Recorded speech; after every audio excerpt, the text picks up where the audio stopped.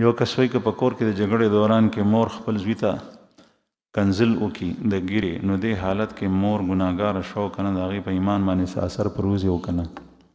ته د مور په باره کې دا تپوس کوې چې هغې تا ته کنزل وکړه، خو د هغې د کنزلې وجه څه ده؟ تا مور تنګه کړې ده، دې حد ته دې راوستې ده چې هغې تا ته کنزل وکړه. چې کله مور تا دومره تنګه که او تا ته هغې کنزل وکړه، نو په دې کې باعث د دې خبرې ته یې ګناهګار ته یې برابره برخه پکې ستا ده. د هغې د ګناه باره کې تپوس مه کوه، خپله توبه وباسه. یو کس وایي چې زمونږ په کلي کې اکثر نوجوانان د سلمې ستارې کار کوي او مونځ نه کوي. بعضې هلکان دا وایي چې زمونږ وخت خرابېږي، او بعضې وایي چې اوس اذان وشو مونږ راځو بیا مونځ ته رانشي. بعضې د سید خاندان خلک دي او مونځ نه کوي. نو دا څنګه دی؟ دوی سره تعلق ساتل دا څنګه دی؟ دا کار کول او مونځ نه کول دا صرف د سلمې ستارو والا سره دا واقع نه ده. تقریبا په هر شعبه کې هر کار کې داسې کسان شته. الله جل شانه دې موږ د غفلت د ژوند نه روباسي. شیطان مسلمان مومن عبادات ته نه پرېږدي، په څه طریقه باندې واپس کوي. نو دا د شیطان عمل دی. دې خلکو ته توبه ایستل پکار دي. او دا چې چا ویلي دي چې زموږ وخت خرابېږي، د تجدید د ایمان وکړي. موږ سره وخت خرابېږي نه، موږ سره وخت قیمتي جوړېږي. ځکه چې انسان پیدا د الله د بندګۍ دپاره دی. نو چې موږ دې وکړو، د خدای فرض دی ادا کړل، غاړه دې خلاصه شوه. نو دا ټکي انتهایی خطرناک دی. او چې کوم سید خاندوان والا دي، نو الله جل شانه د جهنم نه بچ کول د چا په سید کېدو باندې نه کوي، او جنت ته تلل په سید کېدو باندې نه.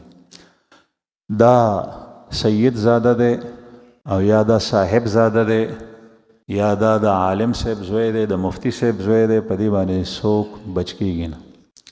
انسان به بچ کېږي په خپل عمل باندې. نو چې کله انسان خپل عمل درست وي، ایمان یې په ځای دی، بچ کېږي. په ورځ د قیامت باندې دا هیڅ فایده درته نه ورکوي چې دا د سید په خاندان کې دا میا او دا مولا و. نه، ایمان او عمل کوو که دا د چمیار او د نایي او د جولا او د ترکان او د لوار زوی دی، د جنت الفردوس حاصلولی شي. او که دی میا مولا دی، د جهنم ته تلی شي، ځکه چې عمل یې نشته. یو کس وایي چې یو مسافر د ماسخوتن په مونځ کې د جمع سره نیت وتړلو. ده ته پته نه وه چې امام مقیم دی. نو مسافر په نیت کې د سفرانې نیت وکړو. امام پوره 4 رکعتونه وکړل او مسافر هم. آیا د دې مسافر مونځ وشو که نه؟ او مونځ یې وشو. مونځ یې وشو ځکه د سفرانې نیت یې تړلی دی. نو دا چې ځان ته وي کله، یا مسافر امام پسې وي، نو بیا د سفرانې شي. چې کله مقیم پسې وي، نو که نیت یې دغه هم تړلی، مونځ یې کېږي. یو کس وایي چې ډاکټر اسرار صاحب هغه په یو بیان کې دا خبره کړې وه چې فضایل اعمال کتاب کې ډېر احادیث ضعیف دي. د دې راهنمایي وکړئ چې دا خبره څنګه ده. فضایل اعمال کې ضعیف احادیث شته، او چې چا فضایل اعمال لیکلی دی، حضرت شیخ الحدیث مولانا محمد زکریا نور الله مرقده. نو چې څوک اعتراض کوي، نو زما په خیال د هغې علم د حضرت شیخ رحم الله په علم پسې نه رسي. په حدیثو کې الله جل شانه هغې ته پوهه ورکړې وه، مهارت یې ورکړی. د هغې اندازه د دې نه لګي چې یو عالم که چېرې ګوري، نو حضرت شیخ رحمه الله کتاب اوجز المسالک شرح موطأ مالک، د امام مالک رحمه الله کتاب د موطأ د هغې شرح یې لیکلي ده.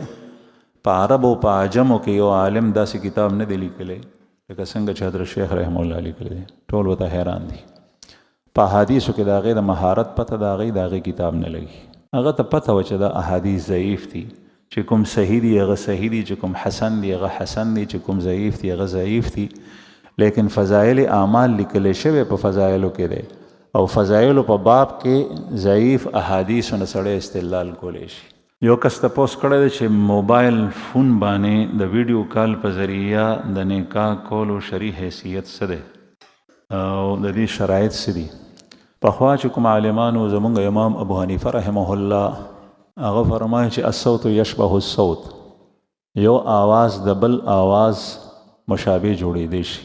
چې आवाज د بل आवाज سره مشابه کېږي نو دا پته بن لګي چې دا د واده زلمی دی او که بل څوک دی او دا غجنۍ دی چې نکاح تړي او که بل څوک ته نو مخامخ پکار دی او بل سره په دې طریقه نه د اسلافو مذهب دا نن سبا پکې دوه رایې شته دی چې ته چا پسې ځې چا مفتي صاحب نه تپوس چا تپوس کړی دی چې په سمارټ فون کې تلاوت کول څنګه دي چې کله اودس نی او یا پروت وي ادب تقاضا دا ده چې تلاوت کله کې نو تلاوت ته په خپله خولې او ژبې سره کې نو پکار دا دی چې کښېنې لیکن که په ملاستي باندې کې نو هم کولی شي او بیا په ټلیفون کې تلاوت کول نو ستا په ژبه چې کوم تلاوت الفاظ د قرآن پاک راځي نو د هغې اجر تا ته شته یعنې د تلاوت د کولو خو په فون کې د قرآن پاک کې چې دننه تلاوت کې د هغې اجر نشته قرآن کریم مصحف په کاغذ باندې چې لیکلی هم په کورونو کې دی او په جماعتونو کې پروت دی په هغې باندې اجر یو شان دی او په فون کې هغه اجر نشته البته چې تلاوت په ژبه څه وخت کې نو اوس د دې تلفظ اجر شته تا ته خدای پاک نیکۍ درکوي او بله دویمه دا خبره ده چې ما بعضې داسې لیدلی دي چې قرآن پاک په موبایل کې بند کړی خو په هغې کې د کتابت غلطیانې او خطا راځي نو پوه سړی حافظ یا عالم خو باندې پوهېږي لیکن عموما چې کوم ډیر زیات په کثرت سره تلاوت نه کړي یا قرآن پوخ نه هغه پې نه پوهېږي هغه خطا کولی شي د دې نه ځان ساتل پکار دی او په دې کې د اغیارو سازش هم راتلی شي چې هغوی داسې طریقې سره یې ولیږي چې هغه د قرآن پاک خپل الفاظ او تلفظ نه او بل لاس لګول هغې ته بې اودسه نو چې کله د قرآن پاک د موبایل په سکرین باندې وي شیشه باندې ښکاري بیا ورته لاس نشي لګولی او چې کله نی چې فنا شي تیاره پې راشي نو بیا لګولی شي بل تپوس یې کړی دی چې په قرآن پاک کې بعضې صورتونو کې اختلاف دی بعضې وایي چې دا صورت مکی دی او بعضې وایي صورت مدني دی د دې وجه څه ده د هغې وجه دا چې په هغې کې بعضې آیات هغه مدینه منوره کې نازل شوي بعضې آیات په مکه مکرمه کې نازل شوي نو دواړو طرف ته نسبت کیدی شي